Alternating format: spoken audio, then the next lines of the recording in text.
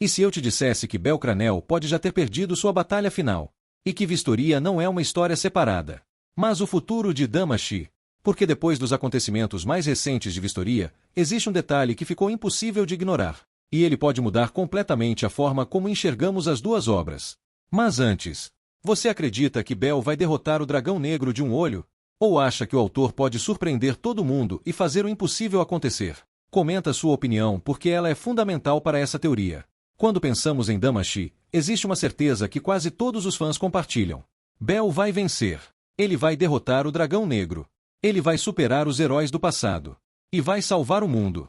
Mas, e se esse for exatamente o erro que estamos cometendo? Porque existe uma possibilidade muito mais interessante. Bel chega ao auge. Enfrenta o dragão negro. Consegue feri-lo. Talvez até enfraquecê-lo. Mas não consegue derrotá-lo.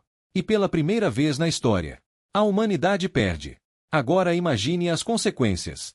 O maior monstro já visto finalmente conquista a superfície. Cidades desaparecem. Reinos são destruídos. Milhões morrem. E os sobreviventes precisam encontrar uma forma de continuar existindo. Guarde essa informação. Porque agora precisamos falar sobre Vistoria. A história oficial de Vistoria nos conta que a humanidade vive protegida por uma gigantesca barreira mágica. Uma barreira que separa as pessoas de uma ameaça capaz de destruir o mundo. E essa proteção existe graças à enorme torre sustentada pelos Magia Vander. Mas já parou para pensar como essa situação é estranha? Por que a humanidade precisaria de uma defesa tão extrema? Por que todo o céu precisa permanecer protegido? Por que a sobrevivência da civilização depende de uma estrutura colossal? Talvez porque aquela não seja uma civilização em seu auge.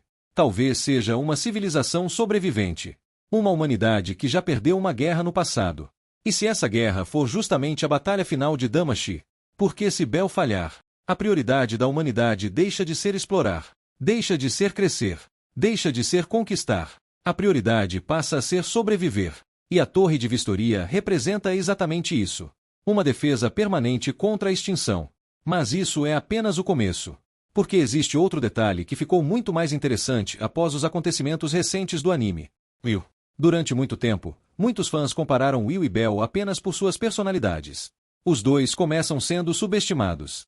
Os dois desafiam as expectativas. Os dois possuem uma determinação absurda. Mas o episódio recente adicionou algo novo à discussão. Quando a bruxa utiliza a chave em Will, ela não está concedendo um poder novo. Ela está acessando algo que já existia dentro dele.